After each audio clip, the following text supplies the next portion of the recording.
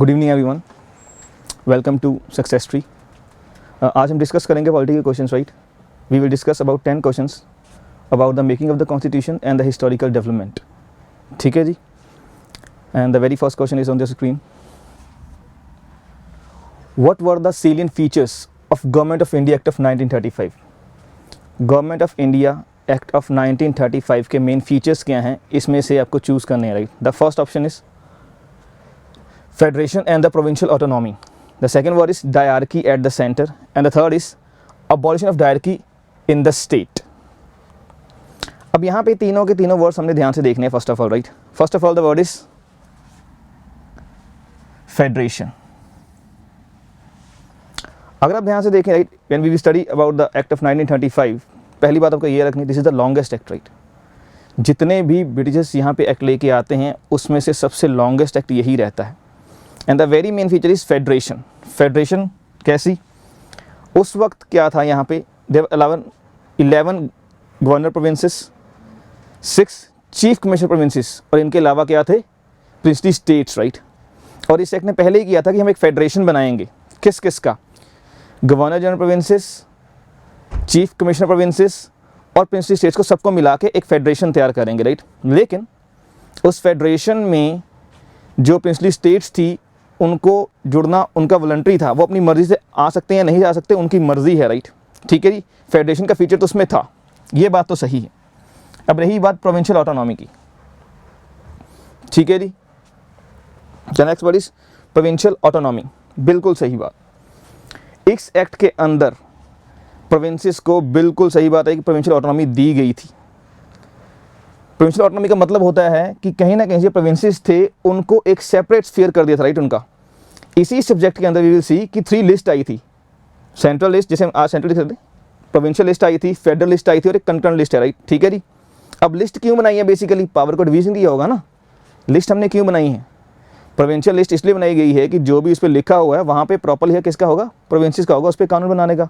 तो कहीं ना कहीं इस एक्ट के अंदर अगर लिस्ट सिस्टम आ रहा है तो प्रोविंशियल ऑटोनॉमी होगी, राइट। तो ये पॉइंट भी सही है, इतना ये भी करेक्ट चलेगा। डायरकी। अब डायरकी वर्ड का क्वेश्चन हमेशा कंफ्यूजन में चला जाता है कि sir dyarchy at the provinces या डायरकी एट द सेंटर। ये दो बातें अपनी याद रखनी है। उससे पहले एक बात याद रखिए, जब वर्ड डायरकी होता है ना,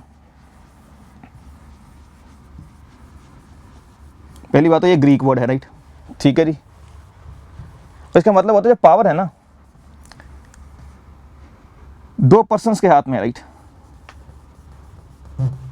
के हाथ में क्या है, पावर, नहीं 2 बॉडीज। डायरकी में पावर 2 बंदों के हाथ में होती है basically, right. The word Greek word है और डायरकी मीन्स जो पावर है वो 2 जनों के हाथों में है, राइट। ठीक है जी। अब जहां भी 2 की बात होगी, ये बात तो समझ आनी ही चाहिए कि सर 2 के अगर बीच में पावर का बंटवारा हो रहा है तो ये तो बताना होगा ना एक पर्सन के पास किस किस चीज़ को लेके पावर है और दूसरे के पास किस किस चीज़ को लेके पावर है। तो हम इस एक्ट में ये भी एक देखेंगे, राइट, आगे जाके कि एक्ट ऑफ 1935 में डायरकी एट सेंटर, ये बिल्कुल सही बात है। सेंटर में डायरकी लाई गई थी, इसीलिए जो सेंटर के सब्जेक्ट थे ना, प्रोविंशियल लिस्ट के समझ लो, not provincial, the federal list के जो सब्जेक्ट थे, सेंटर की लिस्ट के जो सब्जेक्ट थे उनको 2 हिस्सों में बांट दिया था। जब पावर 2 के हाथ में है तो दोनों के हाथ में कौन कौन से सब्जेक्ट होंगे ये बताने पड़ेंगे ना। तो सेंट्रल के जो सब्जेक्ट थे उनको 2 लिस्ट में, नहीं 2 हिस्सों में डिवाइड कर दिया था, राइट। एक रिजर्व्ड और एक ट्रांसफर्ड सब्जेक्ट्स। ये पॉइंट भी था, ये बिल्कुल सही है, right. Abolition of dyarchy in the states, this is also a correct statement. Why? Dyarchy state से खत्म करके डायरकी सेंटर में ला दी गई थी। यदि कल क्वेश्चन आ जाए डायरकी स्टेट में कौन लेके आया था, इतना बड़ा, राइट, कि स्टेट्स में डायरकी कौन लेके आया था, यानी कि उस वन की प्रोविंसेस में डायरकी कौन लेके आया था, राइट, विल सी, राइट। वो एक्ट ऑफ 1919 था। तो पहली स्टेटमेंट भी सही है, दूसरी भी सही है और तीसरी भी सही है, right. The correct answer should be the C option. Will see to it. The correct answer is the C option, right. ठीक है जी। हमने पहले ही कहा this is the longest act, right, the lengthiest, 321 sections and 10 schedules, right. इस act के अंदर और बहुत सारी चीज़ें होती हैं, जैसे हमारा फेडरल कोर्ट बनता है, रेलवे के लिए एक फेडरल अथॉरिटी बनती है। There are many more things जो इस एक्ट के अंदर होती हैं। जब हम अपने संविधान के बारे में पढ़ते हैं तो क्वेश्चन आता है कि हमारे संविधान का बिगेस्ट सोर्स क्या है, the structural and the biggest source of this constitution. Again the answer will be the act of 1935। ये बात याद रखिएगा, right, this is very important thing. The next question is, when did Mr. Attlee, the Prime Minister of England, announce the transfer of power to the Indians? First of all, we study about Mr. Attlee, right? Mr. Attlee Prime Minister थे, right? From 1945 till 1951. ठीक है जी, labour party के head थे UK में। जब ये power में आते हैं, राइट, तो ये एक अनाउंसमेंट करते हैं, राइट। कब करते हैं? 20 फ़रवरी को 1947। ये 20 फ़रवरी 1947 को एक अनाउंसमेंट करते हैं कि भाई देखिए, हम जो हैं, जो ब्रिटिशर्स हैं, वो इंडिया को छोड़ के चले जाएंगे और जो पावर है वो ट्रांसफ़र कर देंगे इंडियंस के हाथ में, और एक डेडलाइन दे देते हैं, राइट, उनको। वो डेडलाइन क्या होती है? द डेडलाइन इज 30 जून 1948। ये बात आपको याद रखनी है। एटली जी जो हमें डेडलाइन देते हैं, राइट, कि इस समय तक हम यहाँ से चले जाएंगे, पावर्स आपको सौंप देंगे कि इस समय तक जो भी यहाँ की पॉलिटिकल पार्टीज हैं आपस में समझौता कर लो, जो भी आपके मतभेद हैं उन्हें ख़त्म कर लो, हम आपको पावर इस दिन देके चले जाएंगे, इस दिन से मतलब पहले देके चले जाएंगे। This is deadline, right. Clement Attlee जो कि क्या थे, उस वक्त प्राइम मिनिस्टर थे। ऐसा भी क्वेश्चन आ सकता है, जब इंडिया को इंडिपेंडेंस मिली तो वहाँ पे पीएम कौन थे? ऑफ कोर्स मिस्टर क्लेमेंट एटली थे। उनका टाइम पीरियड क्या है? 45 से लेकर 51 का था। और वो कौन सी party, right? He was basically from the labour party. ये बात याद रखिएगा, ठीक है जी।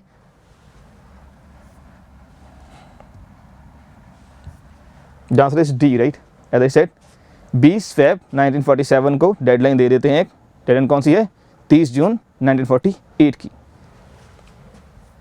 The next question, which of the following is a feature of both Indian federation and the American federation? इन दोनों में से वो कौन सी चीज़ें हैं जो कॉमन है इंडिया की फेडरेशन में और अमेरिकन फेडरेशन में? हमारे यहाँ पे ड्यूल जुडिशरी कहा जाता है? जी नहीं। हमारे यहाँ पे क्या कहा जाता है, राइट? जब बात आती है ड्यूल जुडिशरी की, तो ये चीज़ हमारे यहाँ तो है नहीं, right. We have independent and integrated judiciary. Subordinate courts हैं, उसके ऊपर हाई कोर्ट है, फिर सुप्रीम कोर्ट है, राइट। ठीक है जी, ये तो कॉमन चीज़ है नहीं। वहाँ पे है, राइट, ड्यूल जुडिशरी यूएसए में है, लेकिन हमारे यहाँ पे नहीं है। अब फेडरल कोर्ट, ये दोनों में है। देखिए, आप सुनोगे सर फेडरल कोर्ट तो आज तो हमारे पास है नहीं। इसकी बात आप जान लीजिए यहाँ से। फेडरल कोर्ट मैंने अभी बताया कि एक्ट ऑफ 1935 के अंडर इसकी स्थापना होती है। कब जाके इसके अंडर स्थापना होती है? इन 1937 में जाके, ठीक है जी। जिसमें कहा जाता है कितने होंगे? 6 + 1 नंबर ऑफ जजेस, राइट। 6 जजेस and 1 will the chief justice, right. ठीक है जी। ये फेडरल कोर्ट ही आगे जाके ख़त्म हो जाती है और इसकी जगह ले लेती है हमारे देश में क्या? हमारे देश की बनती है जाके सुप्रीम कोर्ट 24 जनवरी 1950 को। ये बात आपको याद रखनी है, राइट। सिंगल सिटीजनशिप बिल्कुल नहीं। अमेरिका में डबल सिटीजनशिप है भाई। अमेरिकन सिटीजन भी है और वहाँ के जो स्टेट्स हैं उनके अलग सिटीजनशिप है उनके पास, राइट।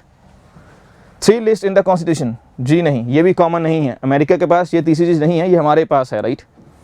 तो the only thing which is common to both America and India is the point B, that is a federal supreme court to interpret the constitution, right. दोनों में जो कॉमन चीज़ है वो ऑप्शन बी ही है, right, and that should be the answer. और याद रखिए मैंने क्या कहा, हमारे देश की जो फेडरल कोर्ट की स्थापना हुई है वो एक्ट ऑफ 1935 के अंडर इन ईयर 1937 को हुई है, ठीक है जी। और यही फेडरल कोर्ट को आगे रिप्लेस कर दिया जाता है, राइट, आज़ादी के बाद प्लस हमारे संविधान बेसिकली आने के बाद, right, in year 1950 on the date is 24 Jan, जब इस देश की सुप्रीम कोर्ट की स्थापना हो जाती है, राइट। ठीक है जी, इस बात को आपने याद रखना है।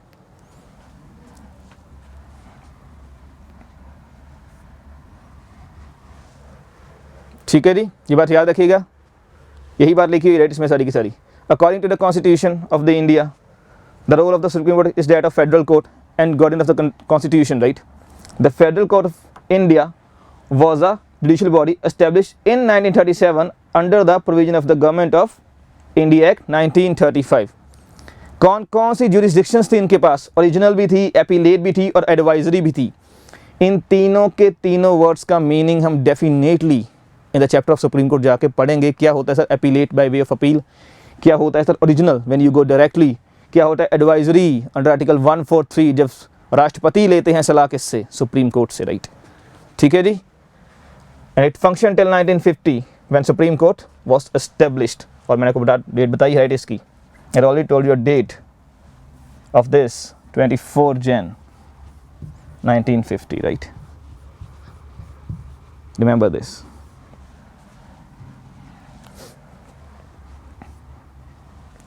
The members of the Constituent Assembly were option 1 only representatives of princely states, not at all. वहाँ पे सिर्फ राजे रजवाड़े तो नहीं थे। अगर हमने पढ़ा है ऑलरेडी कि ऑल्दो प्रिंसली स्टेट्स वाले तो स्टार्टिंग में आने को तैयार ही नहीं थे, राइट। ठीक है जी। तो फर्स्ट स्टेटमेंट तो हो गई। The first statement is again we go it's wrong, right. The second elected directly, not at all. Direct election का प्रबंधन था ही नहीं, राइट। कुछ डायरेक्ट इलेक्शन नहीं हुए हैं। बोला ज़रूर गया था, राइट।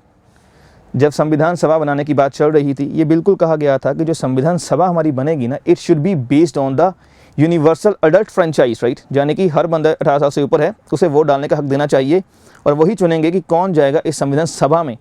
लेकिन owing to the conditions of that time, उस समय की हालात को ध्यान में रखते हुए this was not feasible at all, right. तो हमने कहा कि नहीं, डायरेक्ट इलेक्शन नहीं हो पाएंगे, राइट। सबको नहीं इन्वॉल्व किया जा सकता। Nominated by the government, nomination no, nomination किया जाता था किसका, हम पढ़ेंगे राइट अभी के अभी। The correct answer is basically the elected by the provincial assemblies, right. The members of the constituent assembly were elected by provincial assemblies, right. इस चीज़ की एक बात ध्यान रखिए। How many total member were there? Around 389. 389 में से 296 plus 93, ठीक है जी। अब 296 तो होते थे इलेक्ट,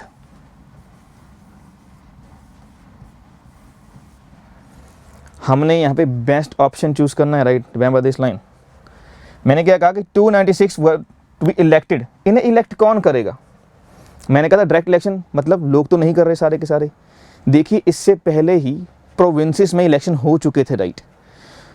अलग अलग प्रोविंसेस में मैंने क्या कहा, इलेक्शन हो चुके हैं। वहाँ के जो लेजिस्लेचर्स में बैठे हुए बंदे हैं, राइट, प्रोविंसेस में, उन्होंने ही आगे संविधान सभा के बंदे चूज किए हैं अपने अपने प्रोविंसेस से, अपनी अपनी कम्युनिटी के, राइट। ये बात आपने याद रखनी। जो सीट्स थी संविधान सभा की वो divided into 3 communities, Sikh, Muslim and general, right. ठीक है, ये बात रखिए। हर प्रोविंसेस में से इन्हीं 3 कम्युनिटीज के लिए चुनाव होता है, राइट। करते कौन है? जो प्रोविंसेस में ऑलरेडी इलेक्ट होकर आए हुए बंदे हैं वो अपने अपनी कम्युनिटी के बंदों को चुन के यहाँ पे भेजते हैं, राइट। ये बात आपने याद रखनी है। और बचे ये 93 पीपल, ये 93 लोग हैं, ये नॉमिनेट होके आए हैं, राइट। यानी नॉमिनेशन के लिए रखा, राइट, कि ये नॉमिनेट होके आएंगे। ये कहाँ से आएंगे? प्रिंसली स्टेट जिसे हम कहते हैं, राइट। प्रिंसली स्टेट से जो लोग हमारी संविधान सभा में आएंगे वो नॉमिनेट किए जाएंगे किसके द्वारा? Not bye the government, of course. Princely states में जो राजा होंगे वही अपना, जो उनका मेंबर होगा वही नॉमिनेट करेंगे ना। वो अपना बंदा नॉमिनेट करके कि भाई मेरे ब्याह पे ये जाएगा, या वो खुद आएंगे, राइट। ये प्रावधान था, राइट। ठीक है जी, ये बात आपको याद रखनी है। तो एग्जैक्ट लाइन अगर यहाँ पे होनी चाहती तो होनी क्या चाहिए थी? इसके अलावा कि जो हमारी संविधान सभा थी वो पार्शली क्या थी? इलेक्टेड थी, और पार्शली क्या थी? नॉमिनेटेड थी। और इलेक्शन मैंने कहा लोगों ने नहीं किए, लोगों के चुने हुए बंदे जो ऑलरेडी प्रोविंसेस में बैठे हुए हैं उन्होंने चूज किए हैं। तो ऑफ कोर्स इलेक्शन कैसे थे? इनडायरेक्ट ही थे। ठीक है जी।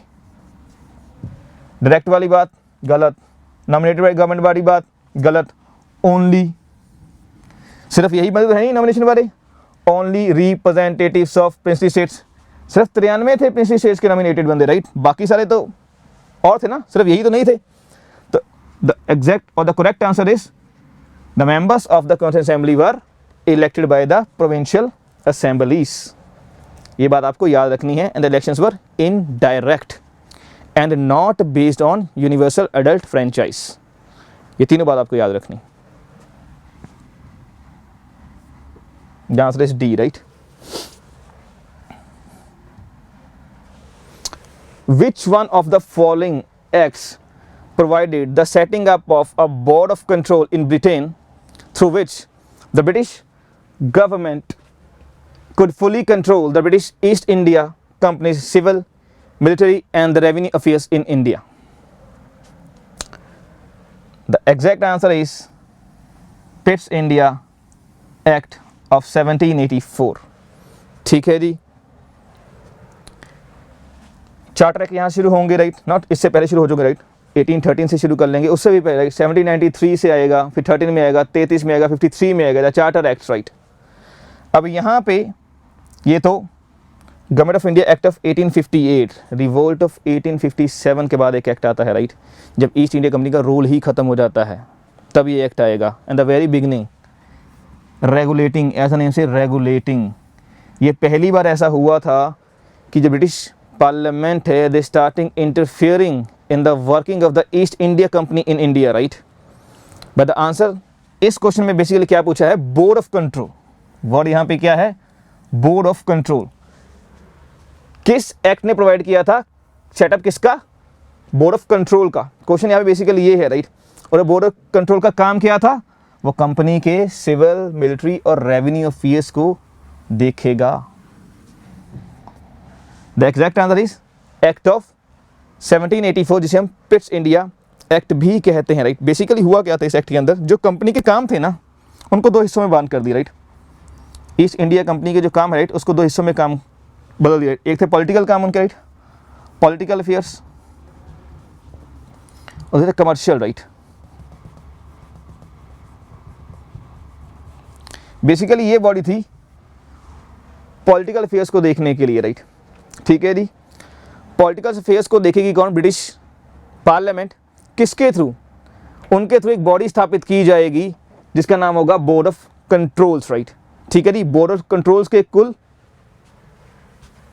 6 मेंबर होंगे राइट। ठीक है जी, बोर्ड ऑफ कंट्रोल्स के कुल कितने थे, 6 मेंबर होंगे। ठीक है जी, जिनमें से जो 4 हैं वो तो सीधी क्राउन ही भेजेगी कौन कौन होंगे राइट, जिनमें से 4 तो क्राउन ही भेजेगी, बाकी 2 कौन होंगे, एक वहाँ के जो खजाने के रखवाले हैं और दूसरे कौन हैं, secretary of the state right. ये 2 बंदे होते थे राइट, टोटल 6 बंदे हो गए राइट। और हेड कौन होंगे इस बोर्ड ऑफ कंट्रोल्स के राइट, बोर्ड ऑफ कंट्रोल के बेसिकली प्रेसिडेंट कौन होंगे, the secretary of state right. Secretary of state he president होंगे इस बोर्ड ऑफ कंट्रोल के। अब इनका काम क्या है कि they have to look at the political affairs of the company right. देखना तो ब्रिटिश सरकार ने है, लेकिन किसके थ्रू, इस बॉडी के थ्रू राइट। इस बात को याद रखिएगा। और इस एक्ट की एक खासियत और है कि इसी एक्ट के अंदर एक वर्ड आता है ब्रिटिश पोजेशंस। जो भी ईस्ट इंडिया कंपनी के पोजेशंस इंडिया में हैं उनको नाम दे दिया गया था the British possessions in India right. ये बात आपको याद रखनी राइट। ये 2 बातें बहुत महत्वपूर्ण हैं कि इसकी, ईस्ट इंडिया कंपनी का जो रिलेशन है वो कैसे चेंज हो रहा है ब्रिटिश पार्लियामेंट के साथ राइट। ये रिलेशन अप टिल 1858, ये जो यहाँ पर रिलेशन शुरू हुआ है दोनों के बीच का राइट, कि कैसे कैसे कंट्रोल करना है ब्रिटिश पार्लियामेंट ने ईस्ट इंडिया कंपनी के काम को, this will keep on changing and changing through consecutive acts up till 1858, क्योंकि 1858 के बाद तो ईस्ट इंडिया कंपनी को बिल्कुल ही ख़त्म कर देते हैं उसके रोल को राइट। ठीक है जी, ये बात आपको याद रखनी है। The answer is B, right? Next is, how many articles are there in the Indian Constitution, right? Basically एक बार रखी, आप सबको पता राइट, संविधान जब बना था तो विसे 395 आर्टिकल्स थे सर 8 शेड्यूल थे, 22 पार्ट थे। आज सर 12 शेड्यूल हैं, 25 पार्ट हैं।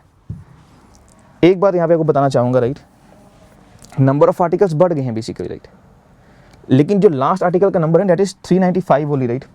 लास्ट आर्टिकल का जो न्यूमेरिक नंबर है वो 395 ही है। आर्टिकल्स बढ़ने का मतलब यहाँ पे ये है कि जो नए या न्यू आर्टिकल्स इंट्रोड्यूस किए गए हैं वो जैसे हमने आर्टिकल 21A, आर्टिकल 48A, हम ऐसी बातें करते हैं right. You must have seen right कि सर 48B है सर 39A है सर।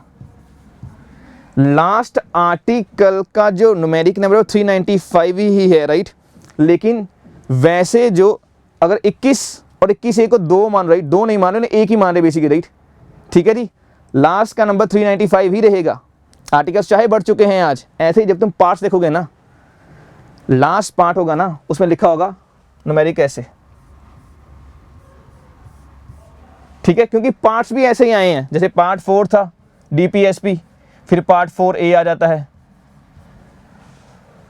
फंडामेंटल ड्यूटीज का, ऐसे ही पार्ट 9 में जुड़ जाता है पार्ट 9A, फिर 9B। ठीक है, ऐसे ही पार्ट 14 के अंदर एक पार्ट जुड़ जाता है पार्ट 14A। अल्टीमेटली गिनती सीधी करोगे 1 2 3 4 5 में तो 25 लगेंगे, बट जो लास्ट नंबर होगा ना, न्यूमेरिक नंबर होगा, वो पार्ट 22 में लिखा होगा, राइट, वहाँ पे अंदर। ठीक है, ये बात समझ रहे, मैंने कहने का मतलब क्या है, राइट। ट्राई टू अंडरस्टैंड मैं कहना क्या चाह रहा हूँ, you will see, right, read it. 22 part, 12 schedule, 100 amendments, right. This is now, आज कितनी अमेंडमेंट्स हो चुकी हैं इन टोटल? 105 अमेंडमेंट्स टोटल हो चुकी हैं, राइट। ये बात आप याद रखिएगा, इन टोटल 105 अमेंडमेंट्स हो चुकी हैं। ठीक है जी, 101 अमेंडमेंट किसकी है? GST। 102 किसकी है? National commission for backward classes. 103 किसकी है? EWS कैटेगरी वाला 10%। 104 किसकी है? एंग्लो इंडियंस का प्रावधान जो ख़त्म कर दिया है, नॉमिनेशन वाला। 105 किसकी है? 82 socially and educationally backward classes define की जा सकती हैं स्टेट्स के द्वारा भी, ये उसके साथ रिलेटेड है, राइट। ये last 5 constitution amendments you should remember. 101वां deals with GST, 102 deals with national commission for backward classes, right, under article 338B, right. 103 economically weaker section को हमने 10% कैटेगरी या रिजर्वेशन दी है, राइट।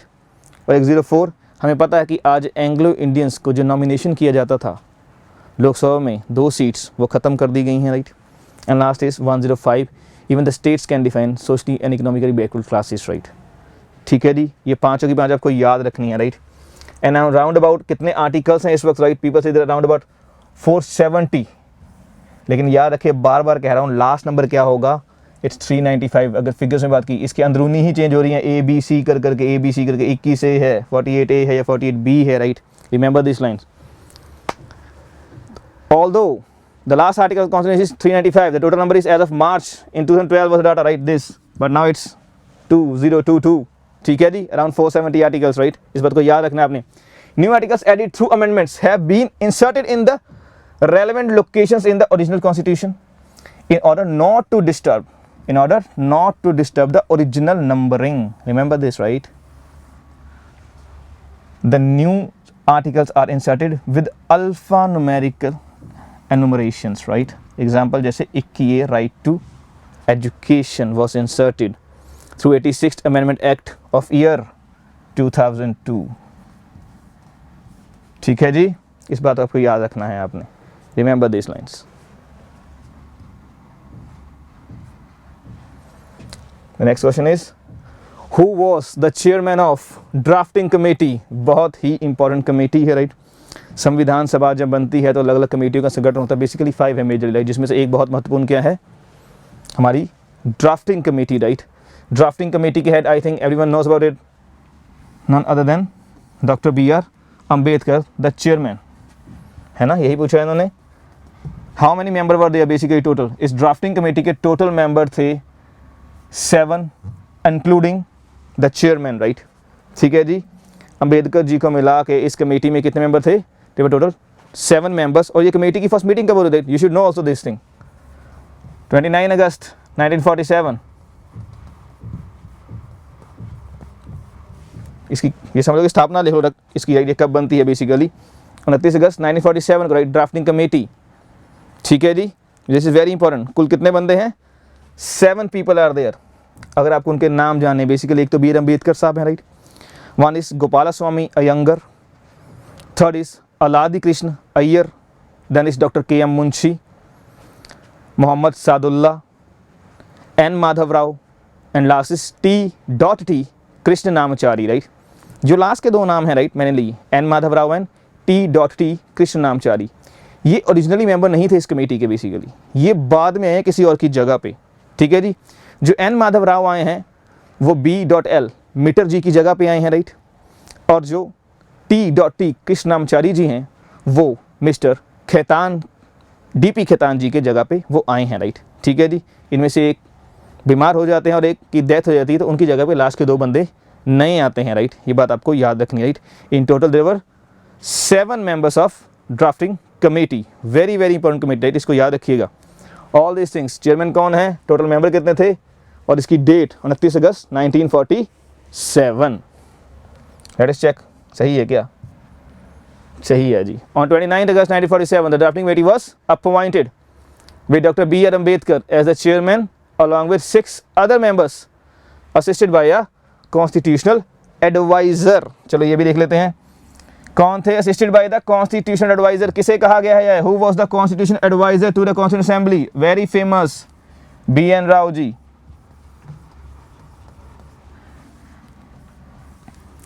B.N. राव थे संविधान सभा के कॉन्स्टिट्यूशनल एडवाइज़र। और एक बात इनके बारे में और याद रखिए, जो पहला ड्राफ्ट बेसिकली तैयार किया था इन्हीं के दोबारा तैयार किया गया था, राइट। द फर्स्ट ड्राफ्ट इन्होंने रेडी किया था, और उसी ड्राफ्ट को चेक करने के लिए क्या बनी थी, पहले जब ड्राफ्टिंग कमेटी बनी थी, राइट, ठीक है। फिर ड्राफ्टिंग कमेटी अपना ड्राफ्ट तैयार करके भेजती है फरवरी 1948 में फर्स्ट टाइम, राइट। ये बात याद रखिएगा, remember this frame.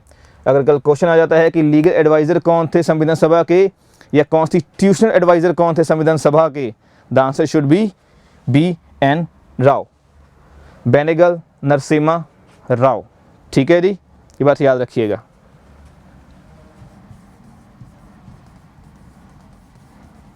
Benegal Narasimha Rao, ठीक है जी, remember this. The next question. Indian Constitution came into force. संविधान हमारा कब आया अभी, फुली एनफोर्स कब हुआ है, right. I think this is a very easy question, none other than 26 Jan 1950। एक बात और याद रखिए, राइट, यहाँ पे 2 लाइनें इसके लिए भी और इसके लिए भी, right. The correct answer is this one, right. कल अगर क्वेश्चन, एक तो क्वेश्चन है कि Indian constitution came into force कब है, द आंसर इज 26 जनवरी 1950। यदि कल क्वेश्चन आ जाता है what is the commencement date of the constitution, अगर वर्ड कमेंसमेंट भी आ जाता है the answer should be the first one only, right. अगर क्वेश्चन आ जाता है व्हेन द कॉन्स्टिट्यूशन वाज,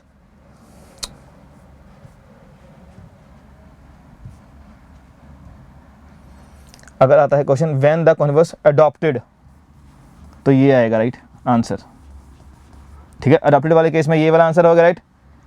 और कमेंसमेंट वाले में या एनफोर्स वाले में, right, this should be the answer. इसे याद रखिए, राइट। कमेंसमेंट डेट ये है और फुली जब एनफोर्स हुआ तो भी डेट यही है, राइट, 26 जनवरी 1950 ही है, राइट, ठीक है जी। और सबको पता होगा था 26 जनवरी ही क्यों, क्योंकि सर एक लाहौर सेशन हुआ था 1929 में जिसके हेड थे जवाहरलाल नेहरू जी, और उस दिन हमने क्या कहा था कि हमें कंप्लीट इंडिपेंडेंस यानी कि पूर्ण स्वराज चाहिए। ये पहली बार था हमारी फ्रीडम स्ट्रगल में जब पूर्ण स्वराज की डिमांड रखी गई थी ब्रिटिशर्स के आगे, राइट। और हमने इस दिन ये भी डिसाइड किया था from the very next year, right, मैंने कहा दिसंबर 1929 लाहौर सेशन में हमने ये भी डिसाइड किया था from the very next year, means from 1930 हम 26 जनवरी से क्या मनाना शुरू करेंगे, द इंडिपेंडेंस डे मनाना शुरू करेंगे, राइट, अपने बिहाफ पे, राइट, ठीक है जी। इसीलिए हमने इसी दिन अपने संविधान को लागू किया है 26 जनवरी 1950 को।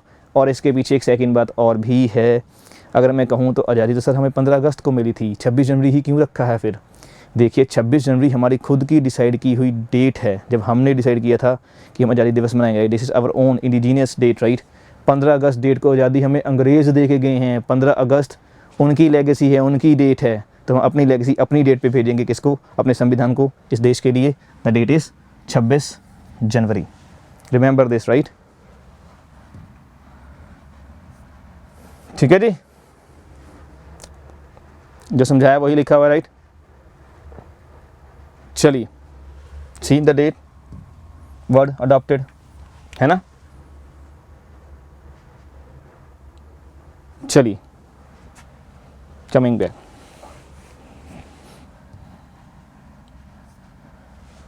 The next is the preamble of the Indian Constitution adopted on 26 November 1949 did not include the terms.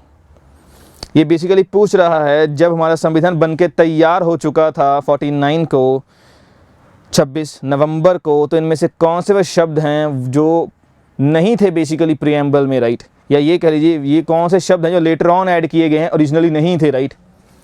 हम सबको पता, right? The word socialist originally, no sir this was not there. Sir secular, again this was not there. Integrity, again this was not there. Republic, sir yes it was there, right? तो हमें क्या कहना, उन्हें पूछा which the following is the preamble question did not include, कौन कौन से नहीं थे basically, right? The first three words were not there, right? The answer should B 1, 2 and 3. तो फिर ये किससे ऐड किए गए, क्वेश्चन ये है, राइट? ये सारे के सारे वर्ड लेटर ऑन ऐड किए गए हैं 42nd अमेंडमेंट के थ्रू इन ईयर 1976.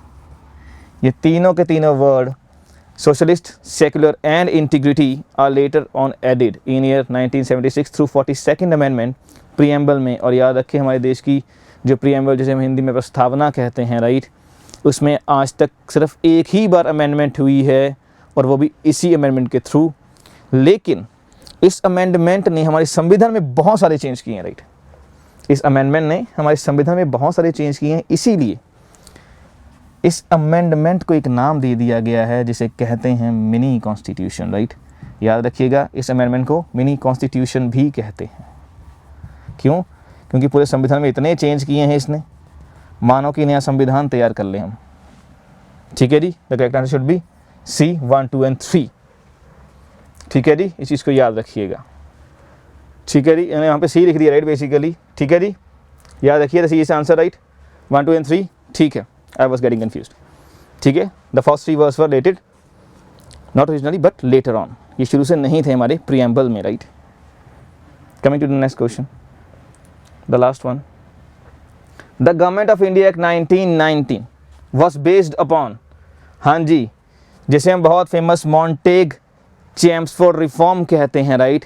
ये किस चीज़ पे निर्भर था? It was based on what? Basically देखिए, एक मॉन्टेग क्या है first of all?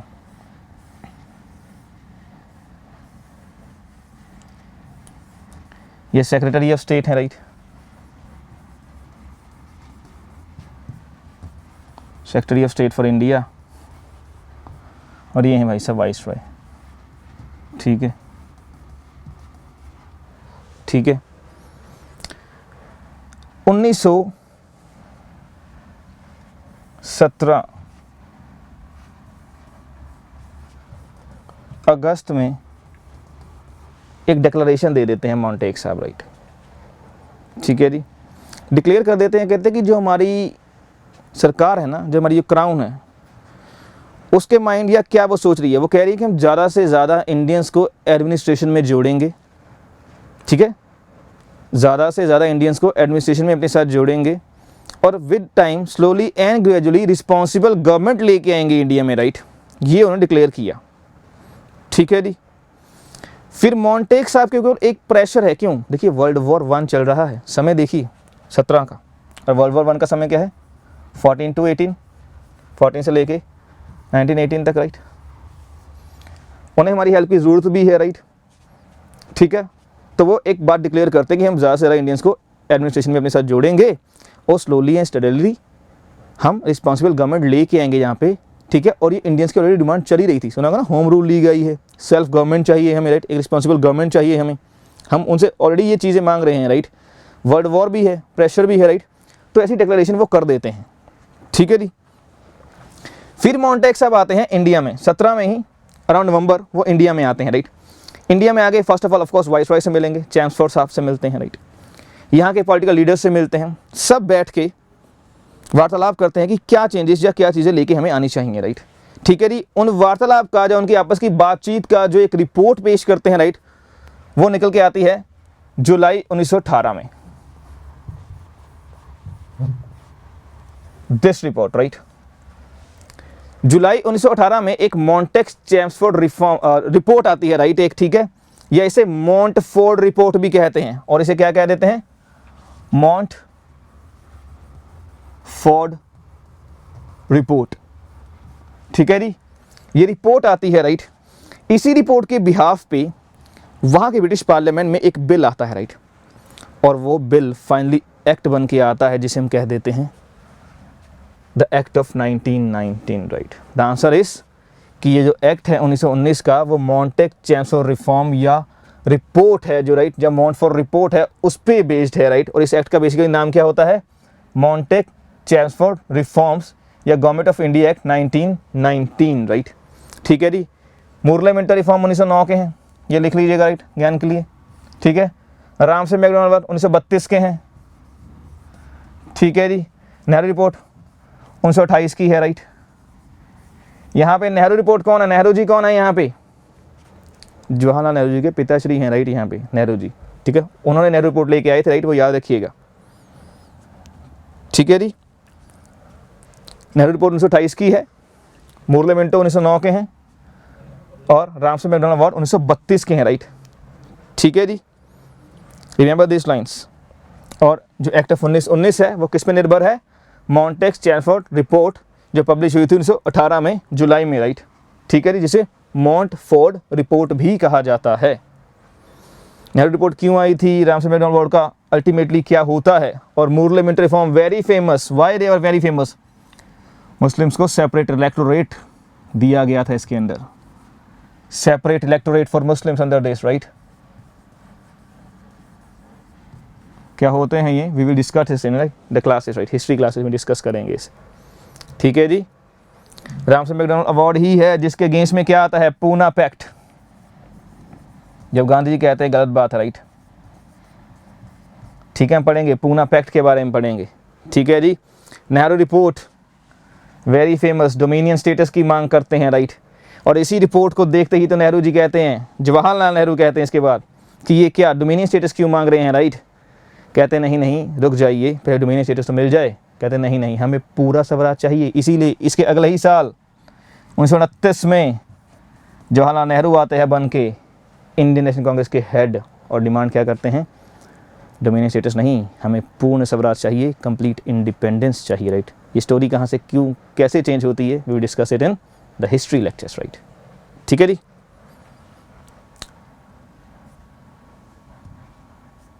The answer is B. ठीक है जी, आई होप आप सबको आज की लेक्चर की चीज़ें समझ आई होंगी राइट, जो जो क्वेश्चन हमने डिस्कस किए हैं अपने ध्यान से सुने होंगे right. Thank you for being patience, thank you.